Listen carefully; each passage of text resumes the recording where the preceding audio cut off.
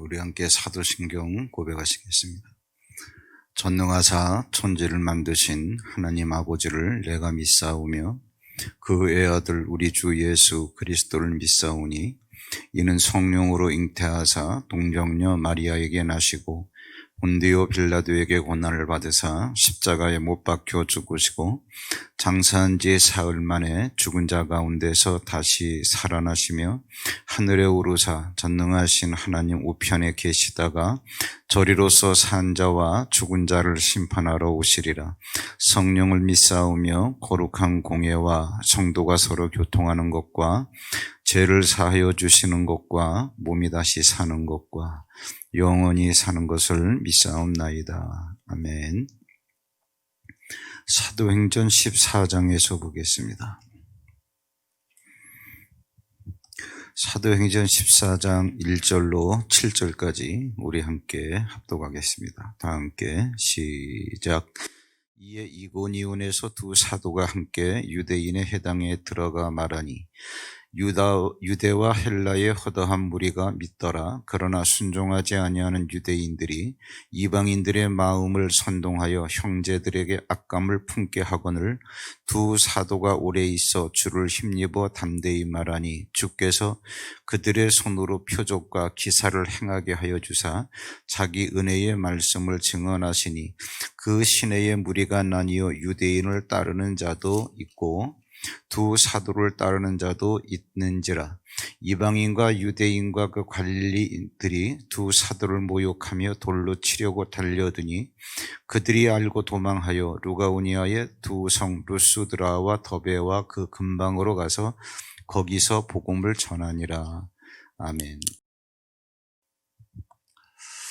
사도행전을 이제 성경이 구약 39권, 그 다음에 신약이 27권 이렇게 있잖아요.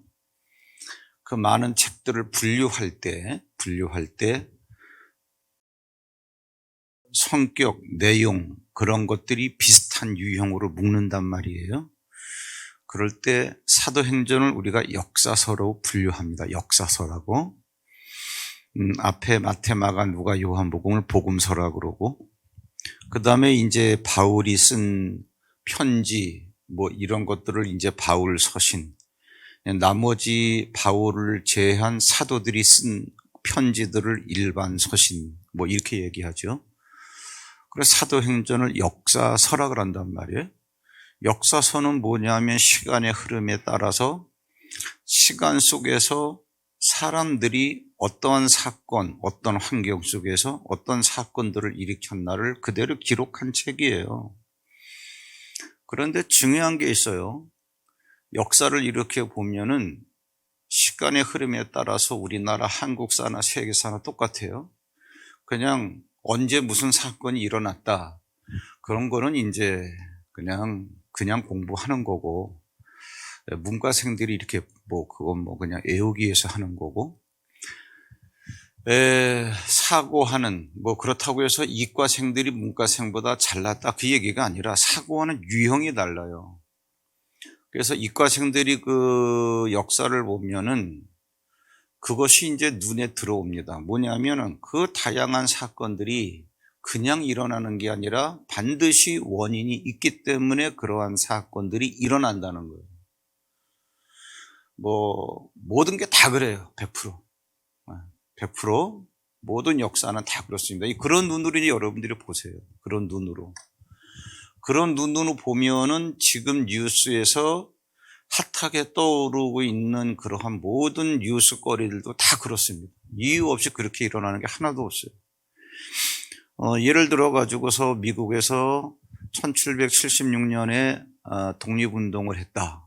그러면 청교도들이 영국을 대상으로 해서 일으킨 독립운동, 그게 왜 일어났냐면은 그냥 생각하면은 1776년에 독립운동 일으켰어 그럴지 모르겠지만 미국이라고 하는 데가 미 개척 당시에는 그냥 인디언들만 살고 있었어요. 근데 영국이라고 하는 그 조그마한 섬나라에서 식민지를 개척을 하죠. 그래서 배를 보내가지고 어떻게 해야 돼요? 탐험대에 의해서 미국이라고 하는 대륙이 발견됐는데 야, 여기 사람도 없더라. 가자. 그래가지고 식민지를 개척을 한 다음에 영국에서 미국 식민지 자원단을 보내가지고, 왜 영국 사람들을 보내야 될 거 아니겠어요? 터를 잡고 사는 거니까. 거기에 자원한 사람들이 누구냐면 제1 선발대로 간 게 이제 청교도란 말이에요. 신앙의. 이거는 이제 뭐 역사의 한 토막인데 제가 한번 주일날 언급한 적이 있기 때문에 예를 들어 설명드리는 거예요. 그 사건이 문제가 아니라 독립운동이 왜 일어났냐, 이걸 원인을. 청교도가 가서 이제 땅 이렇게 해가지고 이제 농사 짓고 이렇게 사는데 시간이 지나면서 두 가지 문제가 발생을 하죠. 뭐냐면 식민지를 개척했을 땐 그냥 심심풀이로 한 게 아니라 땅을 확보해서 지배를 하면서 거기로부터 이 수입이 있어야 될 거 아니겠어요? 그래서 예를 들어서 남미 같은 데는 포르투갈 뭐 이런 덴마크 이런 애들이 점령한 데는 금과 은이 많으니까 이걸 싹쓸이 해갔는데 미국에서는 금이 안 나오는 거예요. 금이 안 나오니까 그렇다고 해서 돈을 걷어들이진 않을 수 없고, 그래서 그들이 취한 정책이 뭐냐, 세금. 그래서 뭐 말도 절도 안 되는 그런 모든 세금을 다 매기죠. 그래서 뭐 우리나라 뭐 우표만 하더라도 그런 거 다 돈 아닙니까? 그렇죠? 편지 발송하려면 이런 식으로 공문서 하나 발행하려면은 인지세를 갖다가 부과하고, 그것도 엄청나게 폭탄 세금이죠. 나중에는 이제 중국에서 차가 들어오니까 영국이 좋아하는 차를 미국 애들도 좋아하니까 미국에다 차를 팔면서 차세를 갖다 부과하죠. 그러니까 모든 상품에는 다 세금이 따라가는 거예요. 왜? 금이 안 나오니까는 돈이라도 이러한 방법으로 해서 착취하겠다 그런 얘기죠. 그러다 보니까는 그 미국에 사는 사람들이 야, 이러다가 참 이게 등골 다 빠지겠다, 이러한 불만들이 계속 쌓여가는 거예요. 그거 하나에다가 청교도 자기들이 신앙의 자유를 위해서 여기까지 왔는데 나중에는 영국이 성공해라 그랬죠. 국가적 차원에서 영국에서 성공을 갖다가 막 이렇게 선교를 하는 거예요. 그러다 보니까 어떤 현상이 나오느냐, 청교도는 맨손 깎고서 와가지고 땅 읽어가면서 개척을 해가지고 자기들의 신앙을 지켜가는데 어느 날 갑자기 영국에서 성공회 목사들이 오는 거죠. 목사라고 안 그러고 거긴 사제라 그러는데, 그래가지고 개척을 하는데 사람은 다 그래요. 지금도 이제 이런 식이죠. 여기서 개척교회 하나 이렇게 월세 얻어가지고 하는데 옆에 빌딩을 지어가지고 대형 교회가 섰다. 여기는 프로그램도 좋고 시설도 좋다. 어디로 가겠어요? 이쪽으로 확 쏠리겠죠. 쏠리는 건 좋은데 요 월세방 얻어가지고 개척교회 하는 교회의 담임 목사 마음은 어떻겠어요? 위기감을 느끼겠죠. 두 가지예요. 뭐냐면은 야, 이러다가는 우리가 신앙의 자유를 찾아왔는데 이렇게 이것도 이제 영국 성공에 의해서 완전히 우리는 이제 뭐 죽쓰게 생겼다. 또 하나 경제적인 거죠. 이래저래 다 등골 파먹는데 이래가지고는 안 되겠다.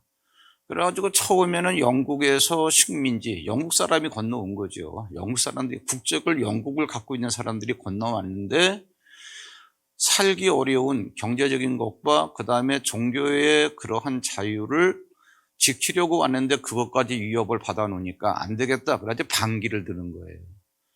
그래서 우린 이제부터 영국의 통치를 받지 않겠다라고 해가지고 전쟁을 일으키는 거죠, 영국하고. 그래서 결국은 이기긴 이기는데, 제가 이제 그런 거는 알 필요, 무슨 말씀을 드리려고 그러는 거 아니.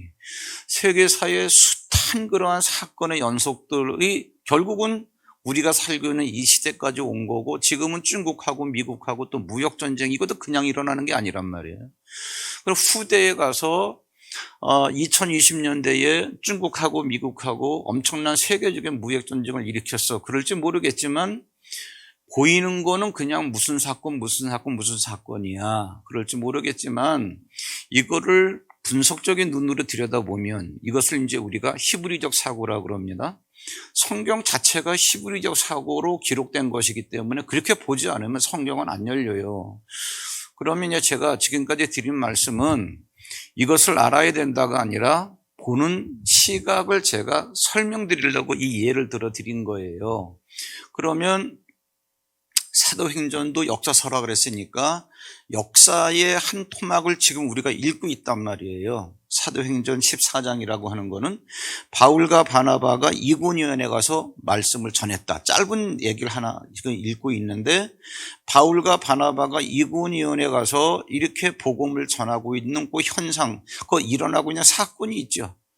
복음을 전하니까 두 사람들이 와가 두 패로 나뉘어가지고 악감을 품고 있는 사람들이 막 이렇게 돌로 때리려고 그러니까 다시 루스드라로 도망갔다. 그걸 읽었단 말이에요. 그러니까 눈으로 볼 때는 바울과 바나바가 이고니로 옮겼다. 거기서 복음을 전했다. 핍박을 받아서 루스드라로 갔다. 이러면 할 얘기가 없는 거예요, 사도행전은. 그런데 사도행전이 하나의 역사서이기 때문에 역사서를 하나의 원리적인 눈으로 보면은 여기에는요, 하나님과 우리와의 관계, 우리를 통해서 일하시는 하나님, 이런 것들을 캐낼 수 있는 광맥입니다. 사도행전이.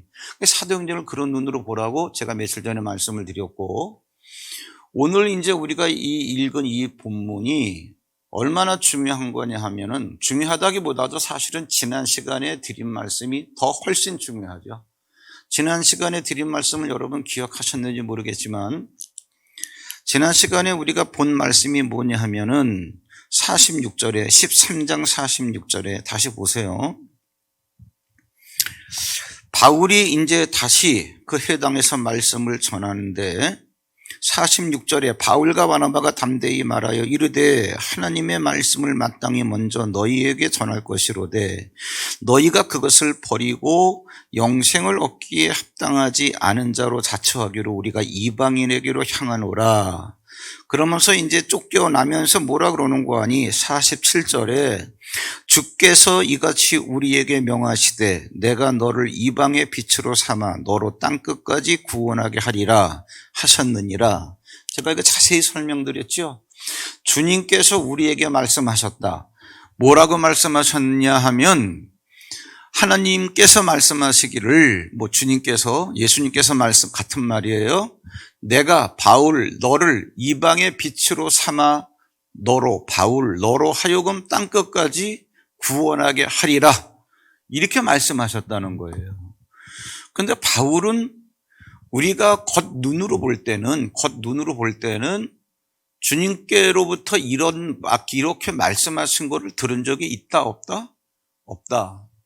그러니까 제가 지난 시간에 말씀드린 걸 여러분 정확하게 세팅하세요. 굉장히 중요한 겁니다.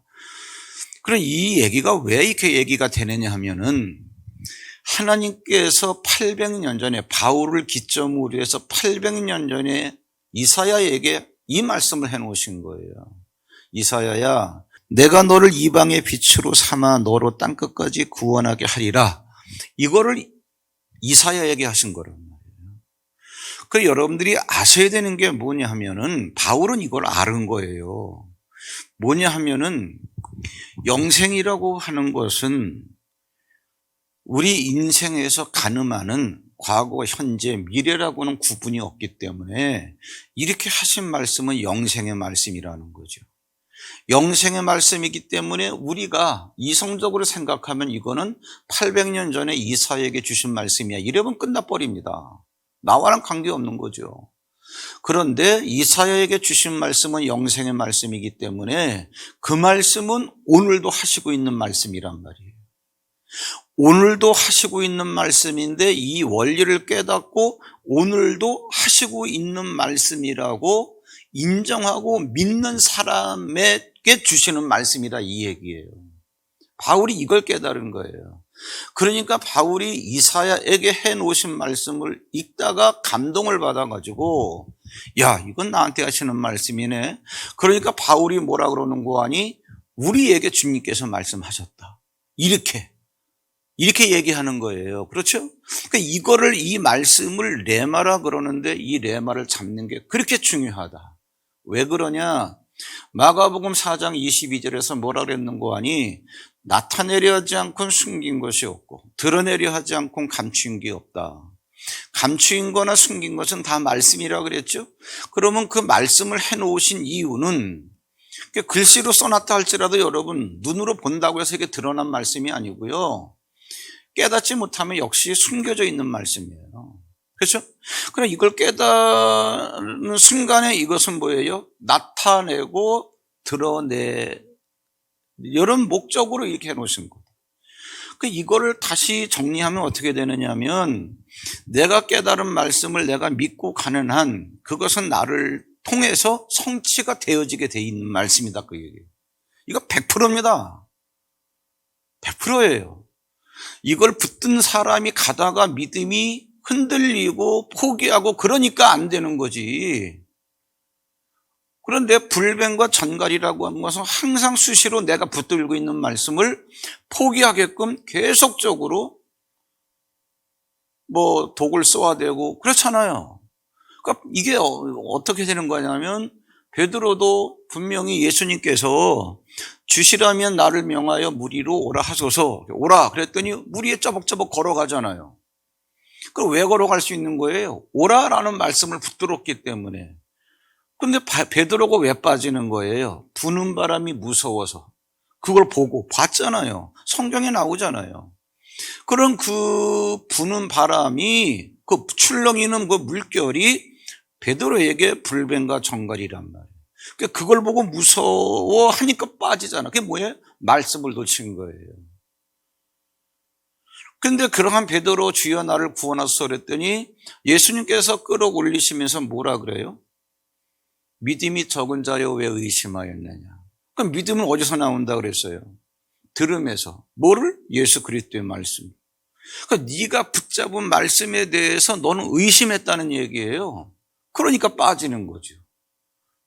그러니까 여러분 이제 오늘 할 얘기 아직 남아 있습니다만은 여러분들이 이건 지난 시간에 공부한 것을 제가 지금 복습을 해드린 건데 복습을 하는 거에 의미가 있죠. 여기까지 다시 정리가 복습을 통해서 됐으면 일단 우리가 인생을 살아갈 때 내게 주신 레마에 대해서 어떤 환경이 와도 요지부동 흔들리지 않는 여러분들이 한번 쭉 역사 공부하는 이유가 그거예요.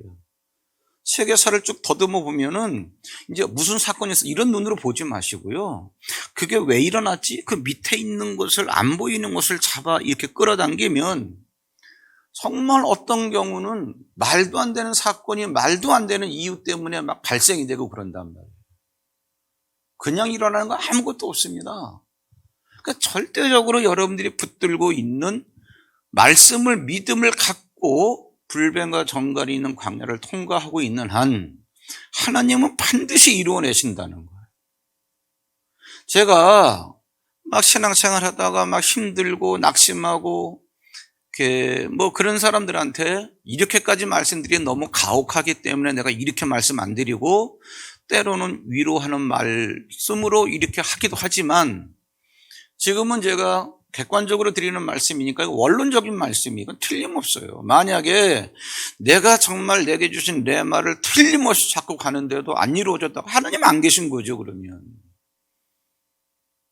원리가 그렇게 되는 거예요. 원리가. 그래서 제가 이제 그러면서 지난 시간에 뭐라고 말씀드렸냐면 이번 여름에 한번 여러분들이 목표를 설정해 봐라. 에어컨 좀 이렇게 틀어놓고 직장 생활이나 사업하시는 분들도 한 2-3시간 내려면 낼 수 있잖아요. 아무리 바빠도 집에 오셔서 하루에 여러분들이 3시간씩 집중해서 창세기부터 계시록까지 읽는데 그냥 읽지 마시고 하나님 나에게 주시는 말씀을 내가 붙들기를 원합니다라고 하는 목적을 갖고 읽어보세요. 사전 필요 없습니다. 주석 필요 없어요. 왜? 남만 모르는 그냥 패스하라 그랬잖아요. 왜? 모든 걸 다 아시는 하나님께서 굳이 여러분의 이성, 여러분의 실력으로 모르는 부분을 가지고 여러분의 심정을 깨트릴 이유가 없어요. 왜 그런지 아세요? 영생의 말씀은 이것이 속성상 어디 있는 말씀이나 다 영생의 말씀이기 때문에 그 말씀 한마디에만 붙잡혀도 여러분의 인생은 다 해결돼요. 그러면 세고 센 게 영생의 말씀인데 왜 하나님께서 굳이 여러분들이 깨닫지도 못하고 이해도 못하는 단어나 문장을 갖고 여러분들을 인도하시겠냐. 못 알아듣는 말을 왜 하겠어요? 사람끼리도 그렇잖아요. 저 사람 말해봤자 못 알아들어. 그럼 말을 안 하잖아요. 알아들을 수 있는 말로 바꿔서 하지 우리가. 그래서 제가 이렇게 여기서 드리는 말씀은 다 근거를 갖고 하는 말씀이기 때문에 아주 마음 편하게 샤워하고 에어컨 틀어놓고 딱 성경 한 권만 갖고 그냥 쭉쭉 읽어나려가요. 모르는 건 패스 쭉쭉 읽고 마음 편하게 하세요. 그러다가 여러분의 목적만 분명하게 하나님, 내 인생을 인도하실 말씀을 내가 사모합니다. 어느 순간에 확 잡아요, 그 말씀이. 그럼 됐네? 끝내지 마시고 계시록까지 읽으세요. 그래서 서너 군에면 서너 군데, 10수개면 10수개 다 적어 놓으세요. 뽑아놓은 것 중에서 다시 주님, 정말 나를 강력하게 내 인생을 끝까지 인도할 말씀을 내가 사모합니다. 10개를 놓고 또 기도하세요. 이렇게 그냥 상세히 설명드리는데도. 자, 그럼 어저께 지난주 시간까지 요까지 끝났죠? 요까지 끝난 다음에 바울이 거기서 내가 이제 우리 먼지를 떨어버리나 그래가지고 이제 이고니오로 간 거란 말이에요. 어떤 일이 일어나나 보세요. 그런 눈으로 보시란 말이에요. 1절 14장 이에 이고니온에서 두 사도가 함께 유대인의 회당에 들어가 말하니 유대와 헬라의 허다한 무리가 다 믿더라.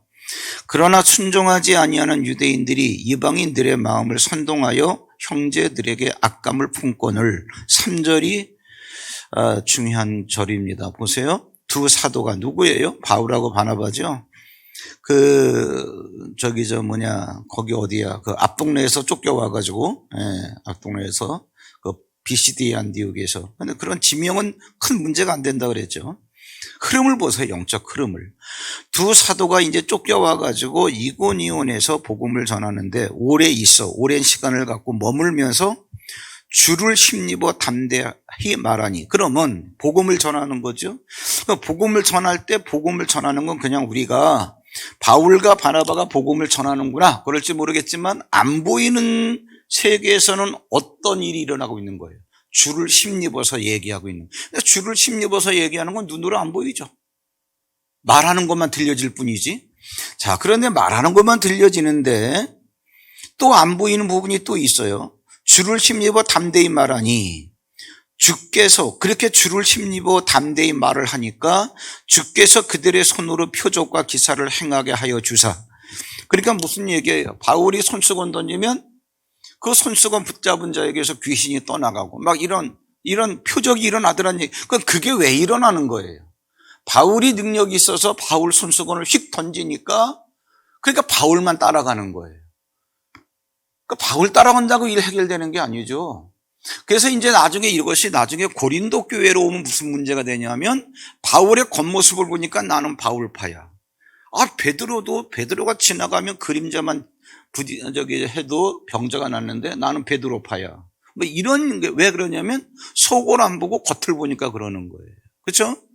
자, 그러면서 이제 두 사도의 손으로 표적과 기사를 행하게 하여 주사. 그 다음에 더 중요한 게 뭐예요? 자기 은혜의 말씀을 증언하시니. 여기서 자기는 누구예요? 잘 읽어보셔야 됩니다. 이게 지금 자기가 누구냐 하면은 다시 읽을게요. 3절 두 사도가 오래 있어 주를 힘입어 담대히 말하니. 주께서, 그러면 예수께서인데 예수가 주어가 되는 거예요. 그렇죠? 예수께서 그들의 손으로 표적과 기사를 행하게 해주사 자기 은혜의 말씀을 증언하시니. 끝까지 쭉 내리달아 읽어야 된단 말이에요. 그러면 자기는 누구예요? 주를 말하는 거죠? 예수를 말하는 거죠? 예수 은혜의 말씀을 증언하시니. 그러면 증언은 누가 하는 거예요? 예수가 증언하시니. 그러니까 예수가 말씀하시고 있는 거지. 그러니까 예수가 복음을 증언하시고 있는데 예수가 하시는 말씀이 들려요, 안 들려요? 들린다도 맞고 안 들린다도 맞지요. 지금 들리는 건 뭐죠? 들리는 거는 바울과 바나바가 전하는 복음이 들려지는 거예요. 그러면 바울과 바나바가 말하는 복음이 들려지는데 겉으로 볼 때는, 속으로 볼 때는 뭐냐, 그게 제가 아까 역사를 얘기한 거예요. 역사는 무슨 미국과 영국이 독립운동 전쟁을 벌였다 그러는데 그게 밑으로 봤을 때는 왜 일어났을까? 세금 내기 싫다. 그 다음에 우리는 종교라고 하는 거에서 밀리기 싫다. 이 얘기 아닙니까? 그렇죠? 그러면 두 사도가 말을 하는데 말하는 거에 그 밑부분 안 보이는 부분을 보니까 주를 힘입어. 주님을 믿는 믿음으로 담대히 말을 하는 게 있더란 얘기죠. 그렇게 말하는 두 사도의 손을 통해서 표적과 기적을 어떻게 표적과 기사를 행하게 하여 주사. 누가? 주께서. 그러니까 보여지는 거는 바울과 바나바의 손으로 표적과 기사가 보여지는데 그거는 주께서 그렇게 행하도록 해 주시니까 되어진 거다 그 얘기죠. 그러면서 그렇게 바울과 바나바를 통해서 들려지고 보여지는 것들을 통해서 주님께서 하게끔 해주신 건데 그게 뭐냐면 예수님도 그들을 통해서 그렇게끔 해서 사람들로 하여금 믿게 하게 하시는 게 주님께서 자기의 은혜의 복음을 증거하시고 있는 거다 그 얘기예요. 이해가 되시나요? 그러면 자 보세요. 그러면 주께서 자기 은혜, 주님의 은혜의 말씀을 증언하시니 그래서 예수님이 직접 복음을 전하셨다 그 얘기예요. 은혜의 말씀을, 자기 은혜의 말씀을. 바울이 전하는 복음은 자기들의 얘기가 아니라 주님의 얘기를 지금 하고 있는 거고. 자, 그러면 제가 질문을 했습니다. 주님이 자기 은혜의 복음을 증언하셨다 그랬는데 주님이 전하시는 증언의 말씀이 들리느냐 안 들리느냐 그 얘기예요. 두 가지가 다 맞아요. 겉으로 봤을 때 바울과 바나바가 대단한 능력이 있다. 그들이 전하는 복음에는 힘이 있네. 이렇게 보는 눈으로 들을 때는 안 들리는 거예요. 사람의 말로 들리는 거예요. 그런데 영적인 원리를 아는 사람이 그거를 볼 때는 주께서 저들의 입을 통해서 말씀하시고 있구나. 이렇게 들려지는 거예요. 이해가 되시나요? 그럼 더 중요한 게 있어요. 더 중요한 게 뭐냐 하면은 아까 이제 그 위에 13장에서 말씀드린 주께서 우리에게 이르시되 이렇게 말씀하셨다. 바울이 레마라고 하는 게 뭔가의 원리를 안 다음에 잡았다 그랬잖아요. 그걸 잡고 이고니온으로 가니까 이런 일이 일어나는 거 아니에요. 그러니까 남들이 볼 때는 변한 게 없어. 바울과 바나가 맨날 무슨 비시디 안디옥에서 핍박받다가 이고니온에서 핍박받다가 또 루스드라로 가고 맨날 쫓겨가는 인생으로만 보여. 근데 영적인 눈으로 볼 때는 이들이 가는 곳마다 가는 곳에서 되어지는 모든 일들은 항상 100%입니다. 항상 무슨 일을 먹든지 마시든지 무슨 일을 하든지 간에 누가 먼저 한다? 주님이 먼저 하는 거예요. 그럼 여기 보세요. 그냥 아무것도 모르는 사람들이 바울과 바나바의 복음을 듣는데 말로만 듣는 게 아니라 복음을 전하면서 그들의 손으로 표적을 행하게 하니까 그 행하는 표적을 보고 그들이 전하는 말을 믿은 거 아니에요. 그렇죠? 그럼 잘 보세요. 여러분들이 여기서 잘 고민을 하셔야 돼요. 그러면 바울과 바나바, 이거 사람이라고 그럴게요. 바울과 사람도 말을 했고 주님도 말을 했다 그러는 거예요. 그렇죠? 그런데 정확하게 말하자면 주님은 말씀을 하신 거고 사람은 주님께서 말씀하게 하는 것을 따라 말을 하게 되어진 거죠. 이해가 되시나요? 그러면 주님이 먼저 한 거예요? 사람이 먼저 한 거예요? 말하는 거를. 주님이 먼저 한 거죠. 이 원리를 잡으셔야 돼요. 그래서 이 원리를 가지고 이게 간단한 거지만 여러분 두꺼운 성경 곳곳에 다 쓰여 있는 게 그거예요. 광야를 가고 있는데 하나님께서 모세에게 뭐라 그랬는고 하니 불뱀과 정갈이 가득한데 야 모세야 내가 내 사자를 네 앞에 먼저 보내겠다. 내가 내 왕보를 내가 네 앞에 먼저 보내서 너를 인도하여 드릴 거다. 이해되죠? 근데 그건 눈에 안 보이는 거예요. 그럼 뭐냐면 그렇다라고 하는 말씀을 믿고 가면 천사들은 보일 때도 있지만 항상 보이는 게 아니잖아요. 그 말씀을 믿고 이렇게 가다 보면 일이 축축축축 믿음으로 가면 되어지는 게 하나님의 사자를 네 앞에 먼저 보내겠다라고 하는 말씀 때문에 그렇게 돼요. 이 원리는 구약이나 신약이나 다 통하는 겁니다. 이해되시나요? 예. 그러면 한 가지 샘플 보고 마칠게요. 새벽 기도니까. 우리 한번 그 민수기 10장 가보세요.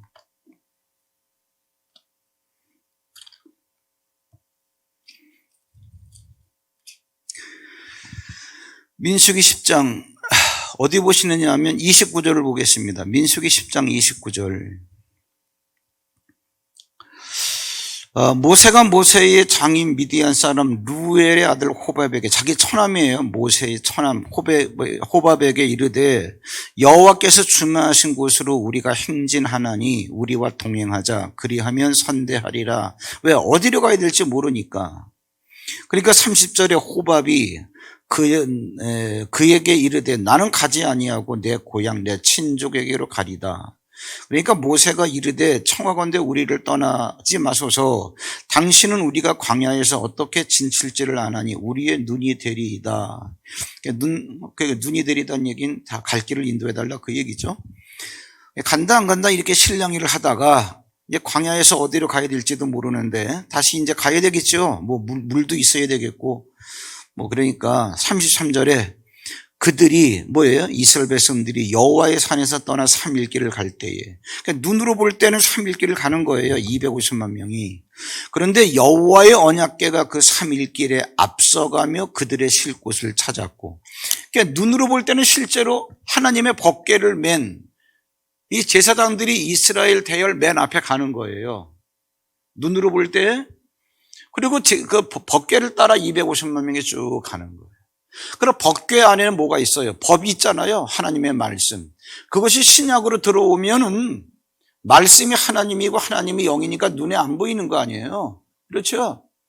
그러면서 뭐예요? 영이신 하나님이 너희들 앞서가면서 너희들이 쉴 곳을 찾아낸다 그러한 얘기예요. 그리고 이 원리는 똑같잖아요. 어디 가든지. 그러니까 이게 딱 했는데 바울과 바나바가 막 이렇게 막 표적도 행하면서 복음을 전하는데 주께서 은혜의 말씀을 증거하셨다. 그러니까 그들이 말하는 거는 말하게 해 주시는 걸 따라서 하는 말이다. 이 얘기가 되어지는 거죠. 그러면 이제 이게 이해가 됐으면 중요한 건 뭐겠어요? 지난 시간 꽤 중요하죠. 뭐냐 하면은 성경을 쭉 읽으면서 정말 내 인생 전체를 이끌고 가실 하나님의 그 레마가 뭔가, 내게 주시는 나의 말씀이 뭔가, 그리고 그걸 가지고 여러분들이 어떤 상황에 가더라도 흔들리지 말란 말이에요. 어떤 상황에 가도. 근데 거의 다 여기서 그냥 이게 앉아요. 거의 다. 이게 너무 좋아서 그래요. 상황을 보고 사건을 보고 또 사건의 중대성을 보고 이걸로 판단해가지고 안 된다 그러니까 안 되는 거죠. 그러다가 결국은 이제 막 목 놓아 울고 그러니까 하나님께서 하시는 말씀이 뭐예요? 너희들이 언제까지 나를 멸시하겠냐 이런 말씀하시는 거 아니에요. 자, 다 끝났습니다. 그래서 14장의 이고니온에서 두 사도가 있어서 이렇게 말하는 건 우리가 눈으로 볼 땐 그냥 되어지는 것 같은데 그게 아니고 13장과 연결되는 연속선상에 있는 거구나. 원리는 그렇게 쫙 흘러갑니다. 사도행전을 눈에 보이는 사건 나열하고 연대 나열하고 지명 나열하고 그거 외워서 뭐 하겠어요 그거. 네.